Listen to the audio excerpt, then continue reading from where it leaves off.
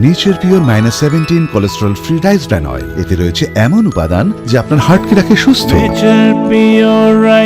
আপনার হৃদয় সত্যিকারের বন্ধু। একাধিক দাবিতে আজ ইসলামপুর ব্লকের রামগঞ্জ এলাকায় বিক্ষোভ মিছিল করল সিপিআইএম। বিভিন্ন জনস্বার্থমূলক দাবিকে সামনে রেখে শুক্রবার রামগঞ্জে মহা মিছিল সংগঠিত করল সিপিআইএম।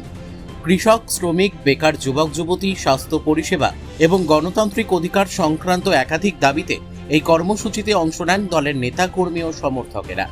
দলীয় সূত্রে জানা গিয়েছে, এই দিনের মহা মিছিল রামগঞ্জের সিপিআইএম কার্যালয় থেকে শুরু হয়ে কালুগছ মোড় পরিক্রমা করে পুনরায় কার্যালয়ে এসে শেষ হয়। মিছিল শেষে একটি সভারও আয়োজন করা হয়। মিছিলে উপস্থিত নেতৃবৃন্দের বক্তব্যে উঠে আসে এসআইআর সংক্রান্ত ট্রাইব্যুনালের কাজ দ্রুত সম্পূর্ণ করে সাধারণ মানুষের ভোটাধিকার ফিরিয়ে দিতে হবে। পাশাপাশি কৃষকদের উৎপাদিত ফসলের ন্যায্য ও লাভজনক মূল্য নিশ্চিত করা, হকার উচ্ছেদ ও বুলডোজার নীতি বন্ধ করা, চা শ্রমিকদের নিরাপত্তা ও মজুরি বৃদ্ধি করা এবং বন্ধ চা বাগান পুনরায় চালুর দাবিও জোরালোভাবে উত্থাপন করা হয়। এছাড়াও বেকার যুবকদের কর্মসংস্থানের ব্যবস্থা, রামগঞ্জ ব্লক প্রাথমিক স্বাস্থ্য কেন্দ্রে প্রসূতি বিভাগ চালু, স্বাস্থ্য পরিষেবার উন্নয়ন, রামগঞ্জ হাটের পরিকাঠামো উন্নয়ন ও রাস্তার পুনর্নির্মাণ এবং রামগঞ্জে রাষ্ট্রায়ত্ত ব্যাংকের শাখা স্থাপনের দাবিও মিছিল থেকে তুলে ধরা হয়। সিপিআইএম-এর রামগঞ্জ 1 নম্বর, রামগঞ্জ 2, গোবিন্দপুর ও সুজালি অঞ্চলের যৌথ উদ্যোগে আয়োজিত এই মহা মিছিলকে ঘিরে এলাকায় রাজনৈতিক মহলে যথেষ্ট সাড়া পড়েছে। কর্মসূচিতে দলের একাধিক আঞ্চলিক ও জেলা নেতৃত্ব উপস্থিত ছিলেন। সংগঠনের পক্ষ থেকে দাবি করা হয়েছে, সাধারণ মানুষের দৈনন্দিন সমস্যার সমাধান এবং গণস্বার্থ রক্ষার লক্ষ্যেই এই আন্দোলন অব্যাহত থাকবে।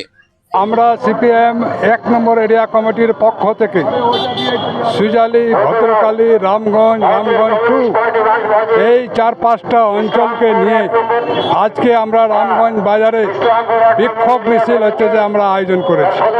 এই বিক্ষোভ মিছিলের কারণ হচ্ছে, দীর্ঘদিন ধরে তৃণমূলের সরকারের আমল থেকে এই পেট্রোল পাম্প থেকে ন্যাশনাল হাইওয়ে রোড থেকে কালুগছ মোড় অব্দি রাস্তা চলাচল যে অব্যবস্থা। এখানে টোটো অ্যাক্সিডেন্ট হচ্ছে, এখানে হসপিটাল আছে, এখানে স্কুল আছে, মানুষ যে চলাচল করতে পারছে না। এখানে যে স্থানীয় অনেক যে জনগণ এটা নিয়ে আন্দোলন করেছে, কিন্তু কোনো সুরাহা পাওয়া যায়নি। আমরা জানি এই তৃণমূলের এই 15 বছরের শাসনে যে দুর্নীতি, এত দুর্নীতি করেছে যে মানুষকে আজকে বিপদে ফেলে দিয়েছে। না রাস্তার উন্নয়ন হয়েছে, না জনগণের উন্নয়ন হয়েছে। সেই জন্য যে আজকে এখানে যে পঞ্চায়েতের টাকা লুট হয়েছে, পঞ্চায়েত সমিতির টাকা লুট হয়েছে, তৃণমূলের যে নেতারা যে টাকা লুট করেছিল, আজকে সরকারটা চলে যাওয়ার পরে কোনো তৃণমূলের পঞ্চায়েত প্রধান নেতা যে বাজারে ওকে দেখা পাওয়া যায় না। সেই জন্য আজকে যারা ভেবেছিল তৃণমূল যে লাল ঝান্ডাকে খতম করতে চেয়েছিল 15 বছরে, এই লাল ঝান্ডাকে যে শেষ করার যে তারা পরিকল্পনা করেছিল, আজকে মানুষ, খেটে খাওয়া মানুষ, শ্রমিক, কৃষক, মেহনতি মানুষের স্বার্থে এবং যে চা বাগানগুলো লুট করেছে, চা ফ্যাক্টরিতে শ্রমিকদের ন্যায্য দাবি থেকে বঞ্চিত করেছে, তাদের দাবি নিয়ে আগামী দিনে আরও আমরা আপনাদের মাধ্যমে, আপনাদের চ্যানেলের মাধ্যমে এটা ঘোষণা করতে চাই, আগামী 15 দিনের মধ্যে রামগঞ্জের এই ন্যাশনাল হাইওয়ে থেকে কালুগছ অব্দি 15 দিনের মধ্যে সংস্কারের কাজ শুরু না করে আমরা যে এই রাস্তা নিয়ে বৃহত্তর থেকে বৃহত্তর আন্দোলনে যাওয়ার যে আমাদের পরিকল্পনা আছে।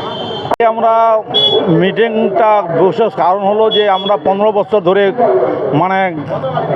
পাবলিক আমাদের থেকে সরে গেছিলো এবং 15 বছর ধরে আমরা এলাকার মানুষ বঞ্চিত থাকার পর আজকে আমরা একটা জায়গায় মানুষকে একত্রিত করতে পেরেছি এবং আমাদের অনেকগুলো কারণ দাবি রয়েছে। তার মধ্যে রয়েছে এসআইআর নিয়ে আমরা যেটা আলোচনা, এসআইআর ব্যাপারটা যেটা ডিলেট হয়েছে, এই ডিলেটের ব্যাপারটা নিয়ে আমরা একটা এসডিওকে আমরা করেছি, জানিয়েছি যে এসডিও বলছে এটা ধীরে ধীরে আস্তে আস্তে উঠবে, কিন্তু অনেক লোকের ভোটার লিস্ট থেকে নাম বাদ পড়ে গেছে, তারা খুবই চিন্তিত আছে যে মানুষের নাম উঠবে কিনা।